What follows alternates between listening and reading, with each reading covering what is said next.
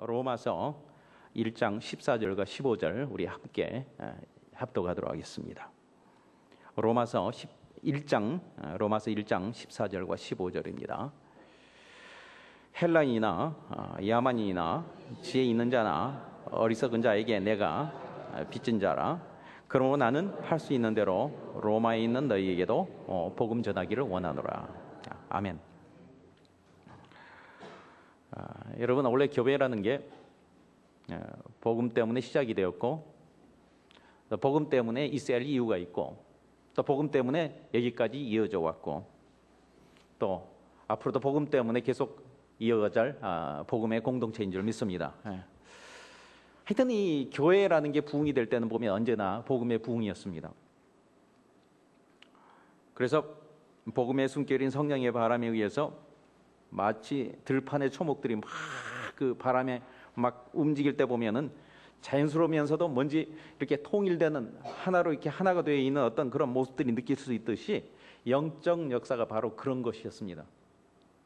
영적인 부흥의 역사가 있게 되면은요, 반드시 삶의 부흥도 함께 따라왔다는 사실은 이것은 역사적인 사건입니다. 저는 이런 좋은 일들이 우리에게도 이 자리에 다시 한번 일어났으면 좋겠다는 생각이 듭니다. 그런데 복음을 앞세우면은 부흥이 되는 이유가 있습니다. 그 이유는 뭐냐면은요, 그것은 하나가 되기 때문에 그렇습니다. 복음이 앞세워졌을 때는요, 그 복음이라는 명제 앞에 모든 논리들이 아무리 크고 작을지라도 그게 순종되어 따라갔습니다. 여러분, 교회가 하나 되면 뭐가 안 되겠습니까?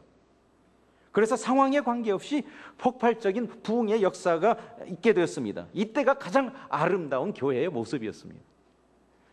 그런데 부흥이 오게 되면 꼭 따라오는 부작용이 있는데, 그것은 폼을 잡느라고 다시 복음을 놔버리는 거예요. 사실 복음에 보면은 이해 못하는 사람들 앞에는 복음에 약간 부끄러운 속성이 있잖아요. 십자가, 피, 희생, 좀 폼이 안 나고요. 겸손하라 그러고 남을 나보다 낫게 여기라 그러니까 세상 앞에 그렇게 쓰다 보면 자꾸 밀려줘야 되고, 진짜 그러면은 고문관 되는 것 같고 참 그래 되거든요. 없던 재산이 교회에 생기고요, 어떤 그런 명예가 생기고요, 교회가 교세가 생기면은요, 세상 말에 제사보단 제밥에 눈이 간다고요. 이때부터는 교회의 힘이, 관심이 여러 군데로 이렇게 가게 됩니다. 그때부터는 교회의 진정한 부흥은 멈추게 되는 거 아니에요? 교회 마음들이 흩어지게 되는 게 가장 큰 문제입니다. 이때부터 교회 안에 불상스럽지 않은 그런 모습들이 드러나고, 언젠가부터는 삶의 어떤 축복들이 이렇게 부실해져 가게 됩니다. 우선은 앞으로 남지만 뒤로 미치는 것 같은 그런 일이 막 일어나게 되고요, 나중에는 앞으로도 미치고 뒤로 미치고 그냥 막 그런 일들이 막 그 삶 속에 나타나는 거. 그게 지금 인간의 역사 아닙니까? 그러다 보면은요, 이제는 뭔가 그래도 교회를 흩어지지 않게 하려고요, 복음을 놔버려서 교회가 하나 되지 못하고 흩어져 버렸는데, 이제는 어떤 조직과 시스템으로 분열을 막으려고 애를 씁니다. 물론 그런 것들이 교회에서 하는 일이기 때문에 나쁜 일이라는 건 아니에요. 좋은 것들이에요. 좋은 사업들을 추진합니다. 그래요. 그렇지만요, 선한 것일지라도 이 복음이라는 것이 최선단에서 교회를 리드하지 않으면요, 교회가 하나 되지 못한다는 사실입니다. 좋은 이슈가 나오면 좋을수록, 그 가지수가 많으면 많을수록요, 교인들은 이리저리 막 따라가서 그게 갈라지게 됩니다. 선한 것으로 가장 선한 것을, 덜 중요한 것으로 가장 중요한 것을 파괴시켜버리는 악한 사탄의 전략에 여지없이 무너져가고 있는 성도들과 오늘날 교회의 모습이라는 것입니다. 교회가 시대적으로, 지역적으로 이런 모순에 빠질 때마다요, 성령께서는 하시는 작업이 꼭 있으셨습니다. 그것은 소수일지라도 복음의 씨앗이 될 만한 사람들을 꼭 다시 붙들어 모았다는 거예요. 찾으셨다는 거예요. 저는 아무리 봐도 오늘날처럼 교회도 많고 교인의 숫자가 많을 때도 없었다고 봅니다. 하지만 어쩌면 오늘날처럼 복음에 관심이 없을 때도 없다고 봅니다. 그렇다면 지금이야말로 하나님은 지금 간절한 마음으로, 불꽃 같은 눈으로 복음에 관심이 있는 자, 그런 자들이 있는 교회 공동체 모임을 지금 찾고 계신 줄 믿습니다. 그래요. 그런 자를 다시 일으켜서 다시 부흥을 일으키실 텐데, 복음에 관심만 회복하면 하나님의 관심을 지금 잡아당기는데, 그런 조건이 됐는데 그런 자가 우리가 되기를 원합니다. 소원합니다. 예. 복음에 관심이 있는 자. 예. 그런데 말입니다. 과연 어떻게 하면 복음에 관심을 가질 수 있을까요? 그것이 우리 첫 번째 생각해 볼 점입니다. 예. 우리는 아시다시피 복음 전함은 구원에 감격이 있는 자가 할 수 있다고 했습니다. 맞습니다. 정답입니다. 그렇지만 그 교과서적인 대답입니다. 그래요. 진정으로 복음을 경험하게 되면은요. 그래서 영원한 형벌을 면했다는 걸 깨달으면은요. 해방되는 감격이 있습니다. 있잖아요. 다 경험했잖아요. 복음으로 인해서 영원한 영광인 천국을 소유할 수 있는 그런 천국을 유업으로 받게 됐다는 것을 깨닫게 되면은요. 감사의 감격이 있을 수밖에 없죠. 예, 그렇습니다. 복음으로 인해서 하나님이 우리 아버지 되가 우리가 그의 자녀가 됐다는 그래서 실감하게 되면은 그래서 그분의 자녀가 된 권세를 사용할 수 있다는 그런 안도감과 그런 그것이 있으면 감격이 있을 수밖에 없습니다. 예. 그 감격이 있으면은요 그 감격 가지고요 주를 섬기고 복음을 전할 수 있습니다. 맞아요. 그런데 문제는 이 감격이라는 것이 항상 유지만 되는 게 아니라는 거예요. 왜냐면은 여러분 이건 감격이라는 건 감정의 한 종류이기 때문에 그렇습니다. 여러분 예수를 영접했습니까? 네. 지옥을 면하고 천국에 이르며 하나님의 자녀가 된 그 복음의 핵심을 여러분 가지고 계십니까? 네. 이런 일로 말미암아 지금 여러분들이 감격으로 충만하고 계십니까? 그건 또 다른 스토리예요. 그렇다고 감격이 없으면 복음의 사람이 아닙니까? 그것도 아니란 말이에요. 이 감격이란 건 마땅히 반드시 있어야 될 것이지만은 이것은 감정이기 때문에 이 감정이란 말입니다. 그래서 변한단 말이에요. 시간이 지나면 이 좋은 구원의 감격이라는 것도 매너리즘에 빠지기 시작하고, 예, 이 감격이라는 것은요, 이것은 좋다가도요, 여러분 너무 피곤해 보세요, 졸려 보세요, 너무 힘들어 보세요, 피곤하면 또 그것도 감격도 빠지기 시작합니다. 그거 알잖아요. 그거. 마음은 원이도 그래. 예, 육신이 연약해서 감정이기 때문에 그래요. 이 감정이라는 것은요, 이 감격이라는 감정이기 때문에 경제적인 압박이 확 밀려들어오면 스트레스 받아가지고 이게 확 빠져나가기 시작합니다. 잘 모르겠어요, 이게 제가 무슨 말인지. 그럼 제가 한번 기도할까요? 체험하게 한번 돌아가면서 그냥 경찰한테 운전티켓 한번 다 한번 따봐라 할까요? 알잖아요. 절대 운전티켓 따지 말기 주님의 이름으로 축원합니다. 예, 말고 깨달으시기 바랍니다. 예, 맞아요, 그래요. 그냥 테스트 해볼래요? 연습으로 여러분의 와이프가 남편을 한번 살짝 긁어보세요. 감격이 휙 달아나고요. 대신 다른 게 일어납니다. 여러분 몰라도 저는 그렇더라고요. 왜냐하면 감정이기 때문입니다. 여러분 제가 말씀드리고자 하는 건 만약 이 사도 바울이 이 감격에만 의지해서 복음을 전했다면요 결코 복음의 사도가 될 수가 없었습니다. 바로 그 점이에요. 바울 사도가 얼마나 고난이 많았습니까? 우리가 아는 고린도서 11장 23절에서 27절을 한번 하더라도 그렇습니다. 한번 볼까요? 우리 함께 한번 읽어볼 만한 이 성경 구절입니다. 그들이 그리스도의 일꾼이냐? 정신없는 말을 하거니와 나는 더욱 그러하도다.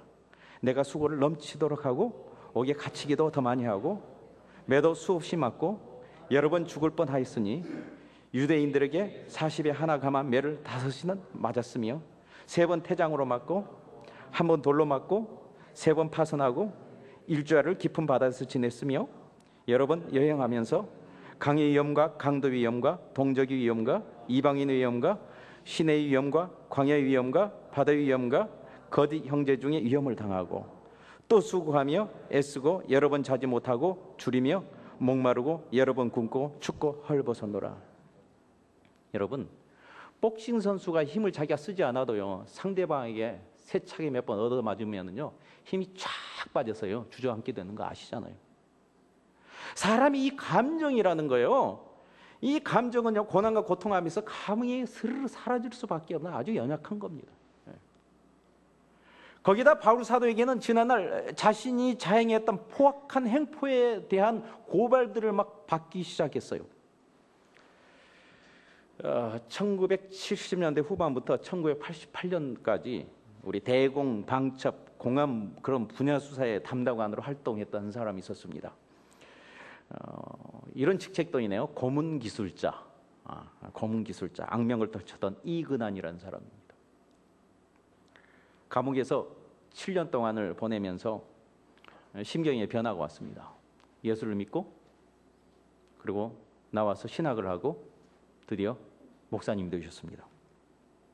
그런데 최근에 인터넷에 어떤 글이 올라가서 여론으로 확산되고 그게 불거지기 시작했습니다. 그 당시 고문을 당했던 한 여기자의 수기가 불씨가 돼서 퍼져나가면서 정말 자신의 과오를 뉘우쳤다면 차라리 조용히 청소부나 할 것이지 목사는 무슨 목사. 여러분 한국 사람 굉장히 이런 말들 험하게 하는데 조심해요. 그러면 청소부가 이 소리 들으면 청소부는 뭐란 말이에요? 청소나 할 것이지, 청소부나 할 것이지. 어쨌든 그는 이런 말들이 막 확산되기 시작하자 그가 속한 교단으로부터 목사 면직이 되고 말았습니다. 저는요 이근한이라고 하는 자가 뭐 옳든지 그렇든지 뭐 교단제든지 그거 얘기하고자 하는 건 아니에요. 제가 말씀드리고자 하는 포인트는 바로 이 사도 바울의 처지가 이 이근한 씨 같았다는 거예요. 아니 그것보다 더했죠 지금 상황이. 이근한을 욕해대는 사람은 세상 사람들이었지만은요 사도 바울이 욕해대는 자는요 크리스찬들이었습니다. 왜냐하면 크리스찬을 핍박했기 때문에. 제가 무슨 말 하려고 한 줄 아시죠? 만약 바울 사도가 복음의 감격만을 의지해서 복음을 전했다고 한다면은요 우리와 별반 다름없는 그런 사람이 되고 말았을 거예요. maybe 더 못했을 거예요. 그렇다면 무엇이 그런 상황에서도 그가 복음을 계속 전할 수 있는, 끊이지 않고 전할 수 있던 어떤 근거가 됐단 말인가? 뭔가요? 그것이 바로 복음의 빚진 심정인 줄 믿습니다. 바로 그거예요. 여러분 이 빚은요, 이 빚이라는 것은요, 이 빚진 자의 심정이라는 것은 그게 그 무엇인지를 우리가 조금 더 생각해 볼 필요가 있어요. 여러분 빚을 짓는 그 자체는 뭐 경우에 따라 다를지 모르겠지만은 내가 빚을 지었다는 것을 잊지 않고 생각하는 것은 이것은요 사람다운 생각이고요 아름다운 마음이라는 거 아셔야 됩니다. 생각해 보십시오. 남에게 큰 신세를 졌는데도 불구하고 그냥 아무것도 안 하고 그냥 입 싹 닦아버리고 있다면 그건 양심불량이에요. 스스로 자기가 죄책감이 시달릴 거예요. 그러나 내가 갚으리라 하는 마음을 있다면은 그런 인생은 지금 환경이 못돼서 내가 못 갚는다 하더라도 그래도 죄책감은 시달리지 않는 어떤 아름다운 모지르지 않고 깨지지 않는 그런 아름다운 인생이고 고귀한 인생이라고 저는 그렇게 이야기하고 싶습니다. 여러분 빚이라는 건 갚아야 되는 거 아니겠어요? 서로 친구 간에 빚을 이렇게 졌다가 그래도 탕감을 받았다고 합시다. 친구들이니까. 그래도 그렇게 했다 하더라도 할 수 있는 한 갚아야 되는 거 아니에요? 그렇잖아요. 형편이 없을 때 빌리고 형편이 풀리면 갚기 위해서 이렇게 빌리는 것이 빚이지만은 형편이 풀리지 않는다 하더라도 조금씩 갚으려는 성의를 보이는, 아니 지금 정말 못 갚는다 하더라도 그렇게 갚으려고 하는 그런 마음이라도 보여야 하는 것이 빚진 자의 심정이라는 거예요. 여러분 아무리 좋은 관계라도요 이런 성의가 없으면은요 이건요 섭섭해서 관계가 서운해져 버린 거 여러분 아시나요? 그렇죠. 왜냐하면 빌려준 자도요 사실 형편이 좋아서 빌려준 자가 누가 있습니까? 세상에 돈 남아간 사람이 누가 있어요? 형편 시간 남아 돌아간 사람이 누가 있어요? 예? 마음이 있어서 해주는 거 아니겠어요? 자 그렇다면 사도 바울은요 누구에게 과연 빚을 지었나요? 그래서 빚진 자의 마음을 가지고 있나요? 예, 단연코 그는요 예수님께 빚을 진 마음을 가지고 있었습니다. 그분께서 목숨을 주셨고 그분에게부터 목숨을 빌려받았기 때문에 생명의 목숨의 빚을 받은 자예요. 그래서 그는 주님께 갖기를 원했습니다. 물론 압니다. 주님은요 목숨을 거저 주었어요. 대가 없이 주셨습니다. 갚으라고 강요한 적은 한 번도 없었습니다. 맞습니다.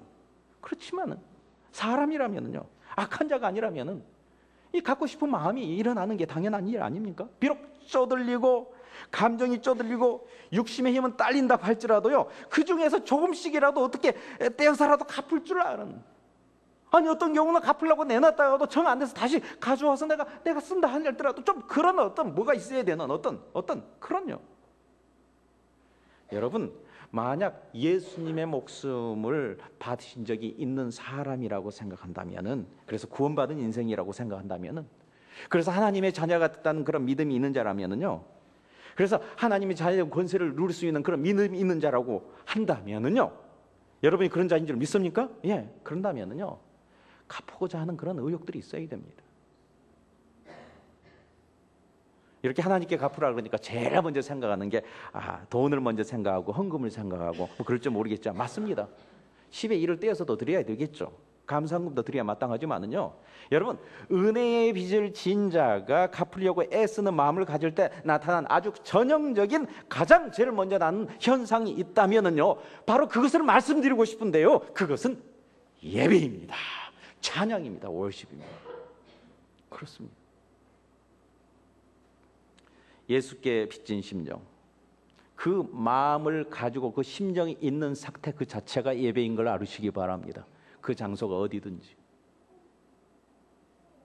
늘 울어도 눈물로써 못 갚을 줄 알아. 몸 밖에 드릴 것 없어 이 몸 바칩니다. 이런 찬양 1년에 한 번씩 성찬식이나 어쩌다 부르는 그런 찬양이 아니고요, 예배를 드릴 때마다 이런 심정이 있어야 합니다. 이런 심정으로 날마다 우리가 살아가야만 합니다. 복음의 빛을 진 자라면은요. 우리는 보통 예배를 드릴 때 감동으로만 예배를 드리고자 하는 그런 오류가 있습니다. 그래서 감동과 감격이 올 때는 손도 올리고 아멘도 하고 앞자리에 앉아서 사모하기도 하고, 그래서 오늘은 무슨 은혜를 받을 수 있나 기대를 합니다. 그렇지만 이런 감격으로만 예배를 드리고 한다면은 오늘날 목사도 설교 죽을 수도 있잖아요. 그죠? 대답 안 해주셔서 감사합니다. 어떨 때는 예배 분위기가 안 좋을 수도 있잖아요. 뭔가 터치되지 않는 날이 있으면은요, 에이 오늘 꽝이네 하면서 그저 팔짱 끼고 앉아 있으면서 그저 자기 감정에 충실하는 것이 그게 나타내고 하는 게 솔직하고 무슨 쿨하는 성격처럼 생각하고 그냥 그런 사람들, 여러분 그게 예배인 줄 아세요? 아니요. 예배 본질은 이미 받은 예수님의 목숨을 감사하며 황송해야 하며 어찌하면 좋단 말인가 하며 빚진 자의 마음으로 비가 오나 눈이 오나, 물론 알아요, 이적이 눈 안 돋는 거, 여러분의 마음 상태에 이렇게 눈이 올 때가 있다 그거예요. 여러분 부부싸움 해보세요. 비 오죠, 눈 오죠. 그러나 여러분 부부싸움 해도 아파도 슬퍼도 심지어는 시험이 들어도요, 그럼에도 불구하고 그 앞에 나와서 예배 드릴 만한 가치가 있는 분, 그럼에도 불구하고 충분히 그렇게 예배를 드려야 할 분, 그분이 바로 우리에게 목숨을 주셨고 우리가 빚진 그분 예수 그리스도에게 드리는 예배인 줄 믿습니다. 그래요. 예수님께 목숨의 빚을 졌다는 것을 믿지 못하고 어찌 구원을 받을 수 있다고 하겠어? 그나 어불성설이에요. 그런 공통적인 마음과 부담감이 없는 사람들의 모임이 어찌 거룩한 하나님의 나라 공동체, 예배드리는 공동체라고 얘기할 수 있을까요? 교회란 마땅히 그런 공동체가 되어야 되는 줄 믿습니다. 그래서 교회는 예배 공동체예요. 그런 공동체를 회복해가고 이루어 나가도록 하십시다. 그래요, 맞아요. 자, 사도 바울은 그 다음 누구에게 빚을 졌다고 그랬나요? 오늘 14절을 보니 사람들에게 빚을 졌다고 했습니다. 14절 한번 읽어볼까요? 헬라인이나 야만이나 지혜 있는 자나 어리석은 자에게 다 내가 빚진 자라. 아시다시피 바울은 사람들을 생각할 때마다 이 사람을 생각하고 저 사람을 받아요, 빚진 자의 심정일 수밖에 없었습니다. 물론 한때는 무지해서 그랬다고 하지만은 어쨌든 예수 믿는 자들을 핍박하고 옥에 가둬서요, 그들은 무진 고통들을 많이 줬습니다. 얼마나 상처가 컸으면은요, 이제는 바울이 돌이켜서 복음을 전한다고 해도 믿지를 않았습니다. 그래서 바울 사도가 만나서 가서 사과하려고 그런데도 불구하고 무서워서 두려워서 만나주지를 않았어요. 그들과 다시 관계를 회복하고 싶어도요, 그렇게 되질 않았어요. 아무렴 그렇죠, 같은 유대인이고 형제이고 그렇죠, 크리스찬이라고 하지만은 바울 때문에 자기 이웃을 잃어버린 그들의 마음이 어찌 쉽게 바울의 마음을 받아들일 수 있을까요? 그렇죠.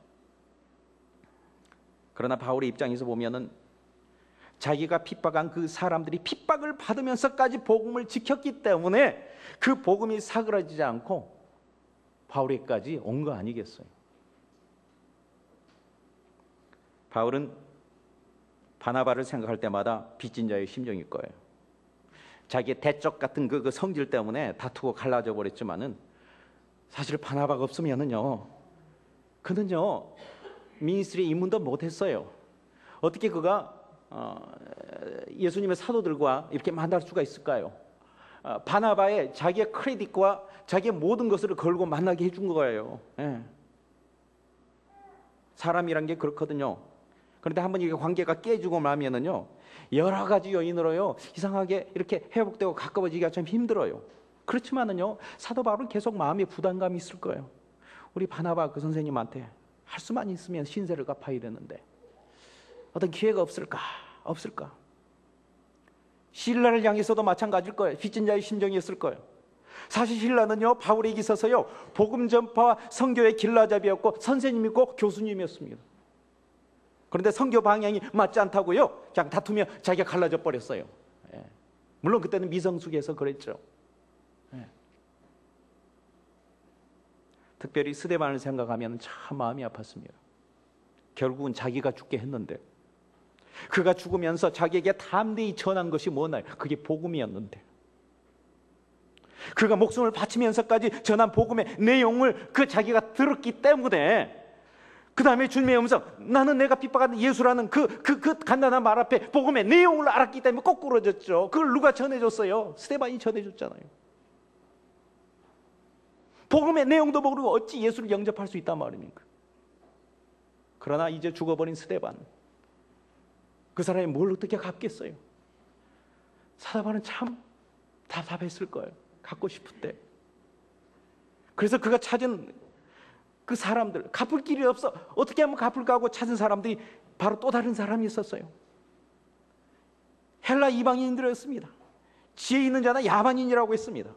여러분, 헬라인에게 복음을, 예수를 전한다는 것은요 그 당시에는 생각지도 못할 일이었습니다. 아시지만 나중에요 이방인이 예수를 믿고 성령 받았다는 것이 예루살렘에게 알려졌을 때 소동이 날 정도였어요. 생각도 못할 일이었어요. 여러분, 바울은요 복음의 빛을 갖고 싶은 간절함도 있었지만은 유대인 형제들이 기회를 주지 않았잖아요. 그러다 보니 꿈도 꾸지 못한 곳으로 이렇게 흘러간 거예요. 아니, 그 당시로 보면 그래서는 안 될 이방인에게 복음의 빛을 갚았다는 거예요. 얼마나 갖고 싶었으면 그렇게 했냔 말이에요. 여기서 지혜 있는 자나 야만이라는 것은 누구나 가리지 않고 그 말 아니에요. 여러분, 우리도 사실을 보면 여러 사람으로부터 다 복음의 빛을 진 자인 것을 여러분 아셔야 됩니다. 지금은 만날 수 없는, 먼저 세상을 떠난 그런 자들, 아니 복음을 지키기 위해 희생하고 순교한 수많은 피해 그러한 어떤 노력으로, 희생으로 그 바톤을 이어서 우리에게 전달된 복음, 그겁니다. 네. 우리는 그들에게 갚을 길이 없잖아요. 여러분, 우리가 신앙생활을 하면서 지금 헤어진 많은 사람들이 있을 거예요. 혹은 그가 어떤 목사님이든 어떤 성도들이든 거북하게 이렇게 흩어졌다 하더라도 생각해 보면은 그 모든 사람을 통해서 우리가 복음의 빛을 진 사람이란 걸 여러분 알아야 됩니다. 그런 마음들이 있잖아요. 기회가 있으면 한 만나고 싶은데, 그 목사님 한 만나고 싶은데, 그 성도님 만나고 싶은데 이제는 만날 길이 없는데. 여러분, 저의 인생에 있어서 복음의 이론은 성경을 읽으면서 깨닫고 신학교에서 더 자세히 배웠습니다. 그러나 복음의 능력과 생명은 저희 어머니를 통해서 체험하고 보게 했습니다. 그래서 하나님은 저희 어머니를 저에게서 복음의 통로로 만들어 주셨고, 저희 목회 사역에 있어서도 복음이 최우선이 되게 한 것은 어머니의 영향력이었고 어머니의 희생이었는데, 이제는 그 어머니에게 갚을 길이 없네요. 찰필 무르다 보니 제대로 갚지도 못하는데 떠나셨네. 그래서 이제는 나도 갚기를 찾다 보니까 우선 여러분이 눈앞에 보이네요. 여러분들이 갚기를 원합니다. 받으십시오. 어머니에게 못 갚고 이제는 우리 딸과 우리 아들한테 갚아야 되겠네요. 그렇습니다. 복음은 그런 거예요. 바로 엊그저께만 같았던 9.11 사태, 그때 무너진 무역센터, 그 잔해를 치우면서 얼마나 마음들이 아팠을까요? 그럴 때 그들 중에 한 사람이 잔해를 치우던 중에 잘라진 손 하나를 발견했습니다. 조심히 들어서 옮기려고 하는데 유난히도 꽉 쥐고 있는 손이라 이상해서 굳어지는 손가락을 펴서 그 속에 뭐가 있나 봤더니 그 속에는 또 하나의 작은 손이 들었습니다. 어머니가 죽어가는 순간에도 자기 어린 자녀의 손을 놓지 않았던 거예요. 우리는 그 속에서 고귀한 어머니의 사랑을 바라보게 됩니다. 여러분, 이 땅의 어머니 손을 참 고귀합니다. 그리고 여자의 힘은 약하지만은 어머니 손은 강한 줄 믿습니다. 바로 그런 분이 여러분이에요. 이 땅의 아버지의 희생은 고귀하고 그리고 정말 강하죠. 그래서 우리는 죽는 순간까지 우리 자녀들을 꼭 손을 붙들고요, 뭐든지 이렇게 서포트해야 될 줄 믿습니다. 그런 손이 돼야지 돼요. 그러나 우리 인간의 손은요, 한계가 있어서요, 우리의 최선의 아이들을 구해내지 못합니다. 결국은요, 우리의 최선 가지고, 우리 손 가지고는 내 손도 잘라지고요, 내 손을 잡고 있는 우리 아이들도 잘라지게 되는 거예요. 아시나요? 그러므로요, 차라리 그들의 손에요, 우리의 손이 아니고 우리 하나님의 손을 쥐어 주십시오. 그거예요. 이것이 복음이라는 거예요. 저희 어머니는요, 다른 사람처럼 큰 손은 아니에요. 큰 손은 되지 못했습니다. 그렇지만 최선을 다해서 완전하고 완전하신 그리스도의 복음을, 하나님의 손을 내게 쥐어줬습니다. 그 손은 결코 잘라질 팔이 아니라는 건 내가 알아요. 우리를 놓칠 그런 연약한 손도 아닙니다. 저는요, 이 복음을요, 갚을 거예요. 반드시 첫째는 여러분들에게 갚을 거예요. 받으십시오. 그리고요, 다가오는 우리 다음 세대에게 갚을 거예요. 그리고요, 다른 민족을 통해서도요, 갚을 거예요. 우리 함께 갚으지 않겠습니까? 여러분, 같이 갚으십시다. 이 시간에요, 여러분 간절한 갚고 싶은 마음들이 여러분들과 함께 공유되기를 원합니다. 이 시간 다 같이 눈을 감고요, 혹시 저와 함께 갚으기를 원하신 분이 계신다면 자리에 일어나셔서요, 하나님, 나도 복음에 빚진 것을 갚도록 하겠습니다. 함께 일어나서 함께 하나님 앞에 마음을 표현해 주시고 함께 기도했으면 좋겠습니다. 우리 함께 기도드리도록 하겠습니다.